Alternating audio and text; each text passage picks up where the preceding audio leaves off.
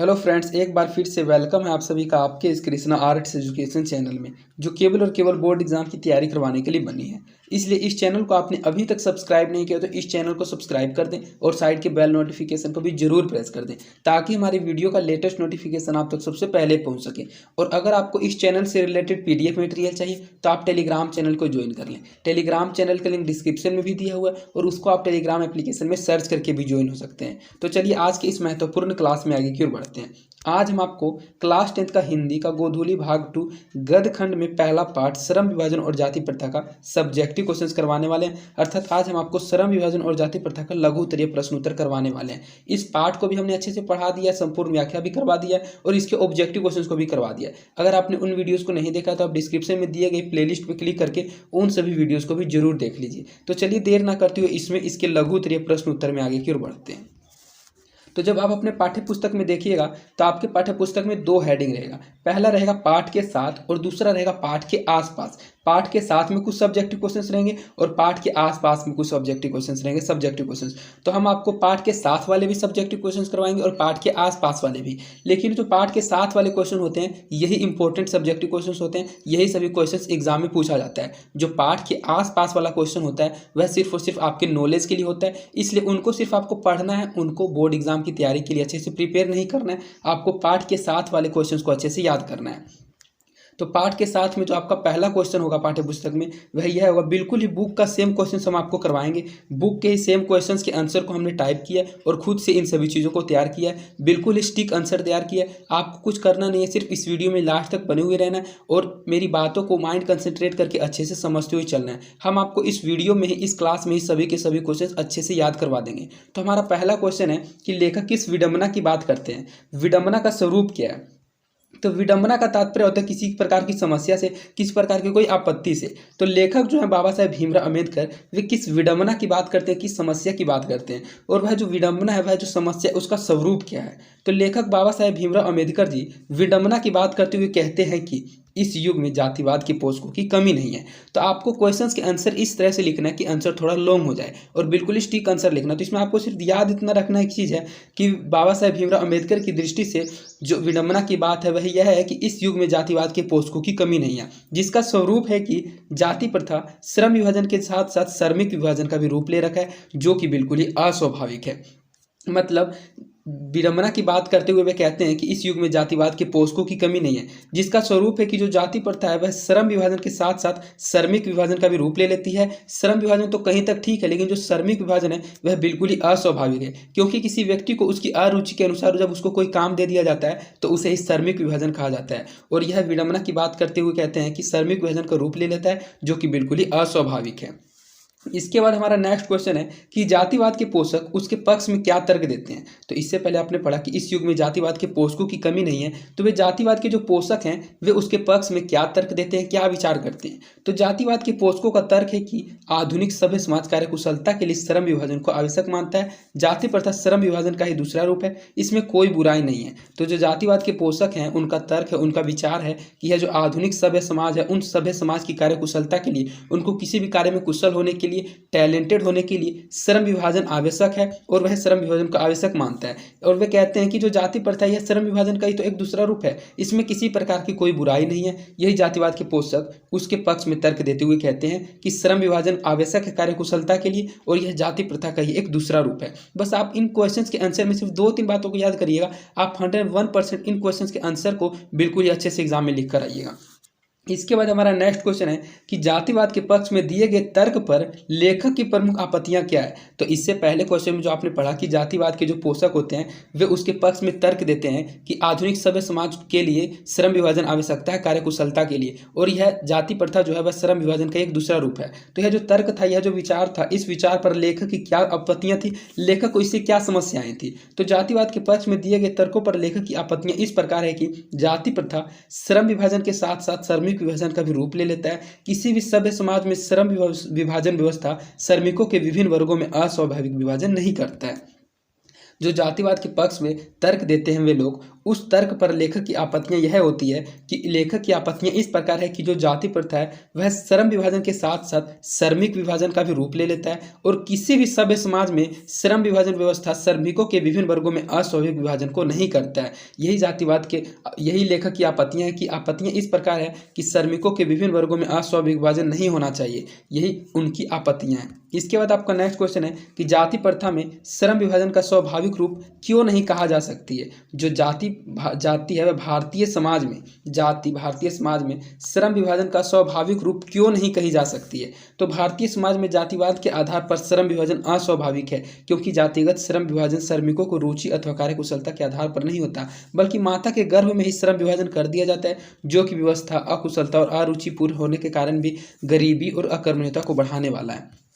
तो जो भारतीय समाज है उस भारतीय समाज में जाति को श्रम विभाजन को स्वाभाविक रूप इसलिए नहीं कहा जा सकता है क्योंकि भारतीय समाज में जातिवाद के आधार पर जो श्रम विभाजन है, मतलब किसी का कोई काम है, वह बिल्कुल ही अस्वाभाविक है। क्योंकि जातिगत श्रम विभाजन श्रमिकों की रुचि अथवा कार्यकुशलता के आधार पर नहीं होता है कि उस व्यक्ति को किस काम में इंटरेस्ट है, वह किस काम को अच्छे से कर सकता है और वह किस काम में टैलेंटेड है। इससे भारतीय समाज को कोई लेना देना नहीं है। वे तो उनके माता के गर्भ में उनका श्रम का विभाजन कर देते हैं। जो उनका पैतृक पेशा होता है उसी को वे निर्धारित कर देते हैं कि जो काम उनके पूर्वज करते हुए आ रहे थे वही काम यह जन्म लेने के बाद भी करेगा और माता के गर्भ में उसका श्रम विभाजन कर दिया जाता है।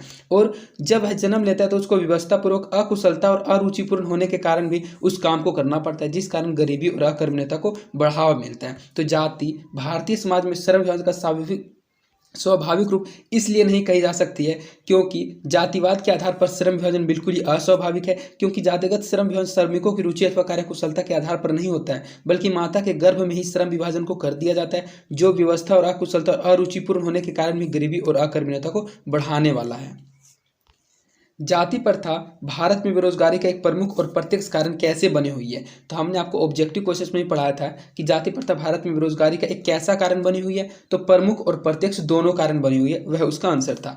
तो क्वेश्चन यह पूछा जा रहा है कि जो जाति प्रथा है भारत में बेरोजगारी का एक प्रमुख और प्रत्यक्ष कारण किस तरह बनी हुई है, कैसे बनी हुई है। तो जाति प्रथा भारत में बेरोजगारी का एक प्रमुख और प्रत्यक्ष कारण है क्योंकि भारतीय श्रम विभाजन का आधार जाति है। जो भारत का श्रम विभाजन होता है वह श्रमों का विभाजन जाति के आधार पर ही होता है। चाहे जो श्रमिक है वह कार्यकुशल हो या नहीं हो, यहाँ अमिक नहीं है, श्रमिक होना चाहिए था। कुछ टाइपिंग आपको थोड़ा बहुत मिस्टेक मिल सकता है, इसलिए उन चीज़ों पर आप अच्छे से ध्यान दीजिएगा।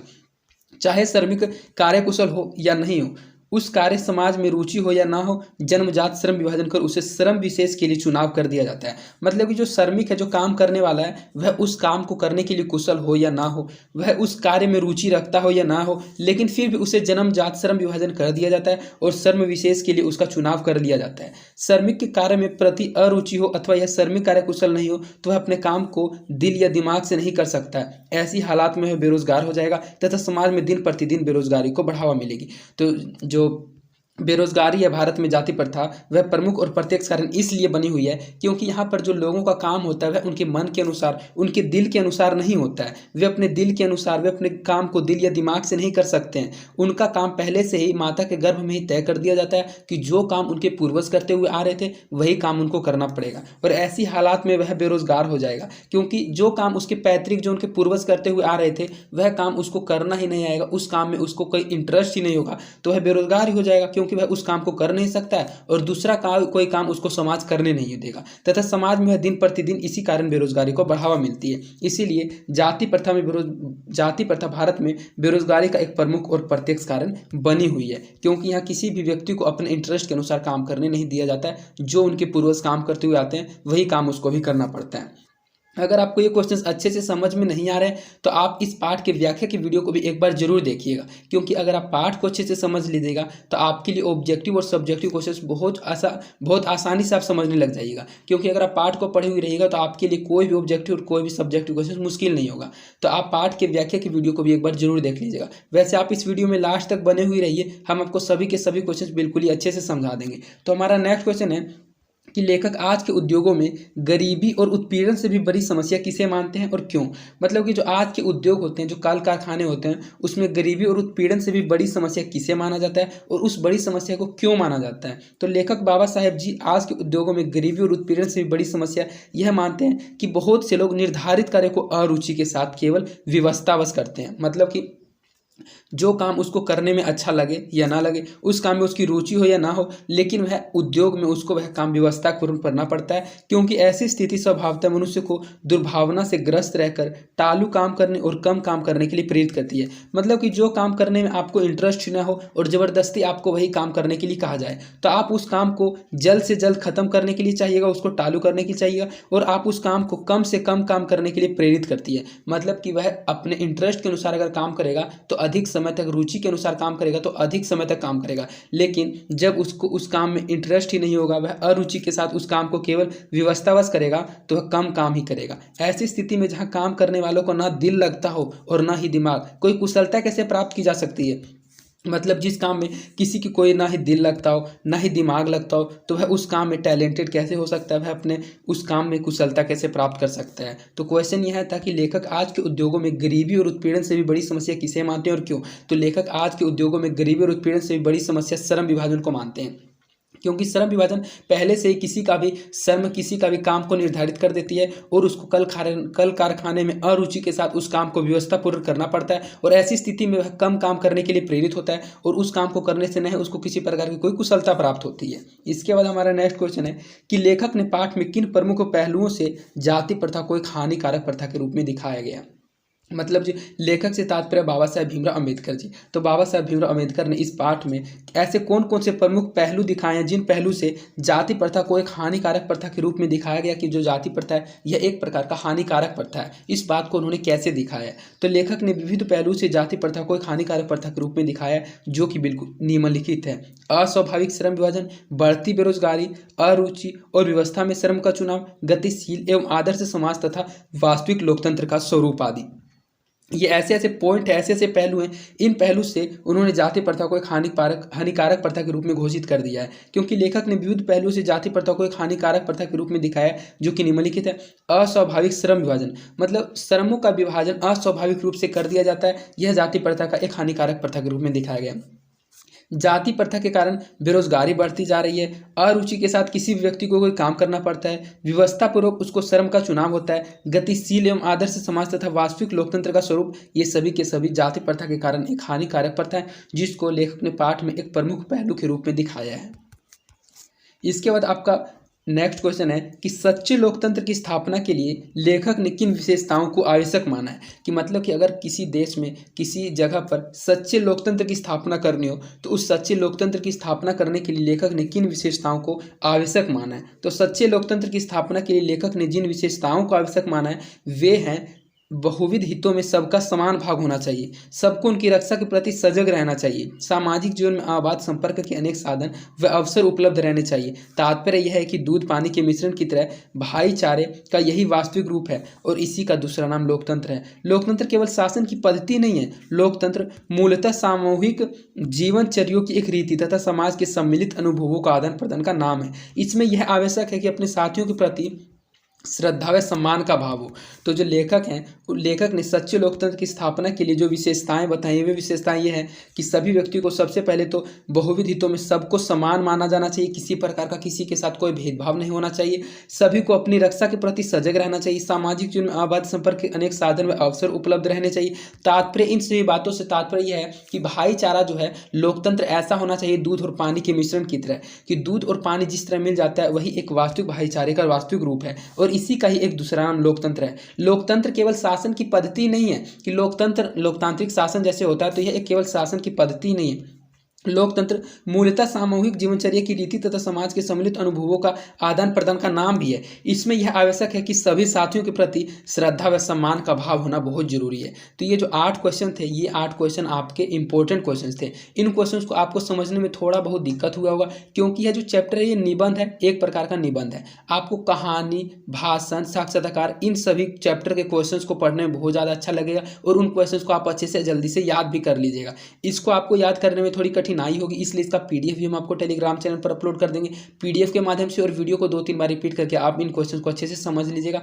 आप समझ जब जाइएगा इन क्वेश्चंस को, तो आप अपने लैंग्वेज के अनुसार भी कुछ ना कुछ एग्जाम में जरूर लिख के आइएगा।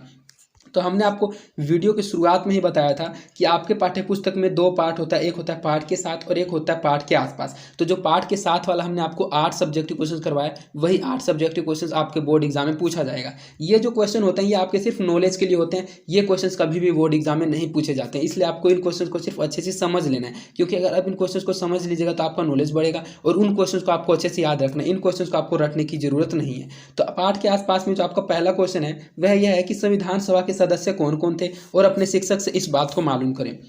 मतलब कि जो भारतीय संविधान है, जब भारतीय संविधान का निर्माण हो रहा था, जब उसकी सभा हुई थी, तो उस सभा के सदस्य कौन कौन थे, इस बात को अपने शिक्षक से मालूम करें। तो संविधान सभा के सदस्यों में बाबा साहेब भीमराव अम्बेडकर को तो संविधान का जनक ही कहा जाता है, इसलिए इस सभा में उनका होना तो बहुत ही जरूरी था। तो संविधान सभा के सदस्यों में बाबा साहेब भीमराव अम्बेडकर जी थे, जवाहरलाल नेहरू थे, सरदार वल्लभ भाई पटेल थे, डॉक्टर राजेंद्र प्रसाद थे, अब्दुल कलाम आजाद थे, चक्रवर्ती राजगोपालाचारी, श्यामा प्रसाद मुखर्जी, सरोजनी नायडू, पंडित विजय लक्ष्मी, हंस मेहता आदि थे। ये जो नाम बताएंगे ये सभी के सभी संविधान सभा के सदस्य में शामिल थे। मतलब कि संविधान के निर्माण में इन सभी लोगों की महत्वपूर्ण भूमिका रही है। जनक तो कहा जाता है बाबा साहेब भीमराव अम्बेडकर को। आपका ऑब्जेक्टिव क्वेश्चन भी पूछा जा सकता है कि संविधान का जनक किसे कहा जाता है, संविधान का निर्माण किसने किया, तो बाबा साहेब भीमराव अम्बेडकर ने किया। लेकिन इसके अलावा भी कुछ सदस्य उस सभा में शामिल थे, जो थे जवाहरलाल नेहरू, सरदार वल्लभ भाई पटेल, डॉक्टर राजेंद्र प्रसाद, अब्दुल कलाम, चक्रवर्ती राजगोपालाचारी, श्यामा प्रसाद मुखर्जी, सरोजिनी नायडू, पंडित विजय लक्ष्मी,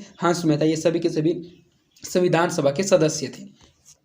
इसके बाद आपका नेक्स्ट क्वेश्चन है, जाति प्रथा पर लेखक के विचारों की तुलना महात्मा गांधी, ज्योतिबा फुले और डॉक्टर राम मनोहर लोहिया से करते हुए एक संक्षिप्त आलेख तैयार करें और उस आलेख को कक्षा में पाठ करें, मतलब कक्षा में सभी को पढ़कर सुनाएं। तो जाति प्रथा पर लेखक के विचार आलोचनात्मक हैं। आलोचनात्मक मतलब है कि वे जाति प्रथा के प्रति जो अपना विचार दिखाते हैं वे हानिकारक प्रथा, उसको एक प्रकार से अनेक पहलुओं के द्वारा उसको हानिकारक प्रथा के रूप में घोषित कर देते हैं। लेखक के विचार से जाति प्रथा भारत की प्रगति में बाधक है। मतलब कि लेखक का कहना है कि जब तक जाति प्रथा रहेगा तब तक भारत की प्रगति नहीं हो पाएगी, यह भारत की प्रगति में एक बाधक का रूप है। जाति प्रथा समाज में भाईचारे की भावना को समाप्त करता है। जाति प्रथा से समाज के लोग बंट जाते हैं, कोई ऊंच तो कोई ऊंच नहीं नीच माना जाता है। मतलब कि जब जाति प्रथा कर दिया जाता है तो जाति प्रथा के कारण भेदभाव की भावना उत्पन्न होती है, अलगाववाद की भावना उत्पन्न होती है। कोई लोग किसी को ऊंचा समझता है तो किसी को नीचा माना जाता है। भारतीय समाज में जाति प्रथा के आधार पर श्रम विभाजन होता है, जो सभ्य आदर्श समाज के लिए बिल्कुल ही उचित नहीं है। जातिवाद से लोकतंत्र बिल्कुल ही समाप्त हो जाता है। राष्ट्रपिता महात्मा गांधी भी जातिवाद के उचित नहीं मानते थे। गांधी जी ने भी अछूत उद्धार का जोर दिया था, मतलब जो अछूत आंदोलन उन्होंने चलाया था और उस पर जोर दिया था। सबको एक ही ईश्वर का संतान बताया था। उसी प्रकार ज्योतिबा फुले, डॉक्टर राम मनोहर लोहिया ने भी जातिवाद से अलगाव एवं जातिवाद से आर पर समाज बंटकर कमजोर होता है इत्यादि विचारों को रखकर समाज में उपेक्षित लोगों को आगे लाकर समाज को बदलना चाहते थे। तुलनात्मक दृष्टिकोण से सभी के विचार से जातिवाद अलगाव, अनेकता और भेदभाव का कारक है। सबों के विचार से जातिवाद से दूर होकर ही सभ्य और आदर्श समाज का निर्माण हो सकता है, जिससे समाज में हर एक व्यक्ति एक दूसरे की भाईचारे की भावना से देखकर कार्य करेगा। मतलब दूध और पानी के मिश्रण की तरह सभी का भाईचारा होगा। लोकतंत्र जो है वह शासन की पद्धति नहीं होनी चाहिए। लोकतंत्र में सभी व्यक्ति अपनी बातों को एक दूसरे के प्रति आदान प्रदान कर सकता है। इन्हीं सभी चीज़ों से भारतीय लोकतंत्र को अच्छे से चलाया जा सकता है। इसके बाद आपका नेक्स्ट क्वेश्चन है कि जातिवाद और आज की राजनीति विषय पर अंबेडकर जयंती के अवसर पर छात्रों की एक विचार गोष्ठी आयोजित करिए। मतलब कि जब अंबेडकर जयंती आती है तो अंबेडकर जयंती के अवसर पर छात्रों की एक विचार गोष्ठी, मतलब छात्रों के इन सभी पाठ को पढ़कर क्या क्या विचार है उन विचारों की एक गोष्ठी, एक गुठली तैयार कीजिए, जिससे पता चले कि छात्र इन सभी पढ़ को क्या क्या विचार कर सकते हैं। तो आज की राजनीति जातिवाद पर आधारित है। राजनीतिक लोग अपने वोट बैंक बनाने के लिए जातिवाद का सहारा लेते हैं, जो कि लोकतंत्र पर बिल्कुल ही आघात है। इसमें जो अशोक कुमार के विचार हैं वे ये हैं कि जातिवाद के आधार पर राजनीति करने वाले लोग लोकतंत्र के विरोधी हैं। सच्चा लोकतंत्र तभी संभव है जब समाज के हर एक व्यक्ति एक दूसरे को भाईचारे की भावना से हर एक कार्य में सहभागी बनाता है और हर एक हित में समान रूप से सहभोगी बनता है। मतलब कि अशोक कुमार का विचार यह है कि राजनीति में कभी भी जाति को आगे नहीं लाना चाहिए, इसमें सभी व्यक्ति को समान मानना चाहिए, क्योंकि जब समान व्यक्ति, समाज का हर एक व्यक्ति एक दूसरे को भाईचारे की भावना से देखेगा तभी तो वह हर एक काम में सहभागी बन पाएगा और काम को हित रूप से सहभोगी भी बन पाएगा। इसके बाद आपका नेक्स्ट क्वेश्चन है कि बाबा साहेब भीमराव अम्बेडकर को आधुनिक मनु क्यों कहा जाता है, इस पर विचार करें। तो बाबा साहेब भीमराव अम्बेडकर मनु के रूप में जाने जाते हैं क्योंकि प्राचीन व्यवस्थ मनु ने मनुस्मृति के माध्यम से जातिवाद के संपूर्ण रूप में संपर्क रूप में वर्ण व्यवस्था को उचित बताकर सभी के लिए श्रम विभाजन आवश्यक बताया। लेकिन अम्बेडकर जी जातिवाद के आधार पर श्रम विभाजन, अस्वाभाविक विभाजन के जातिवाद की आलोचना की है। मतलब कि अम्बेडकर जी जो हैं, जो बाबा साहेब भीमराव अम्बेडकर जी हैं इस पाठ के लेखक, उन्होंने जातिवाद के आधार पर श्रम विभाजन को अस्वाभाविक विभाजन कहकर जातिवाद की आलोचना की है, जातिवाद की बुराई की है। आलोचना का मतलब होता है किसी का इंसल्ट करना, किसी की बेइज्जती करना, किसी की बुराई करना। और जातिवाद के माध्यम से इस श्रम विभाजन करना भारत की प्रगति पर बाधा डालना है। मतलब कि जो जातिवाद है इसके माध्यम से जब श्रम विभाजन हो जाता है तो श्रम विभाजन के कारण भारत की प्रगति में बाधा डलती है, भारत प्रगति नहीं कर पाती है। इस बात को बताने वाले बाबा साहेब भीमराव अम्बेडकर जी हैं, इसीलिए बाबा साहेब भीमराव अम्बेडकर को आधुनिक मनु कहा जाता है। तो इस पर विचार के रूप में हम इन सभी क्वेश्चंस को समझ गए। तो इस प्रकार आपका इस वीडियो में इसका सभी के सभी सब्जेक्टिव क्वेश्चंस को कंप्लीट करा दिया गया। पार्ट के साथ और पार्ट के आसपास वाला दोनों के दोनों सब्जेक्टिव क्वेश्चंस को आपको कंप्लीट करा दिया गया और इसके बाद नेक्स्ट सेट का व्याख्या करवाया जाएगा और सभी के सभी चैप्टर का, हर विषय का, हर टॉपिक का ऑब्जेक्टिव, सब्जेक्टिव क्वेश्चन, व्याख्या सब चीज़ करवाया जाएगा इस चैनल पर। इसलिए इस चैनल को आपने अभी तक सब्सक्राइब नहीं किया तो इस चैनल को सब्सक्राइब कर दें और साइड के बेल नोटिफिकेशन को भी जरूर प्रेस कर दें। और इसका PDF टेलीग्राम चैनल पर अपलोड कर दिया जाएगा, आप टेलीग्राम चैनल को भी ज्वाइन कर लें। और अगर आपको हमारी वीडियोस पसंद आती है तो आप हमारे वीडियोस को लाइक भी जरूर करें, इससे हमारा मोटिवेशन बना हुआ रहता है। तो आज के लिए इतना ही, धन्यवाद। मिलते हैं आपसे किसी अन्य इंपॉर्टेंट वीडियो में।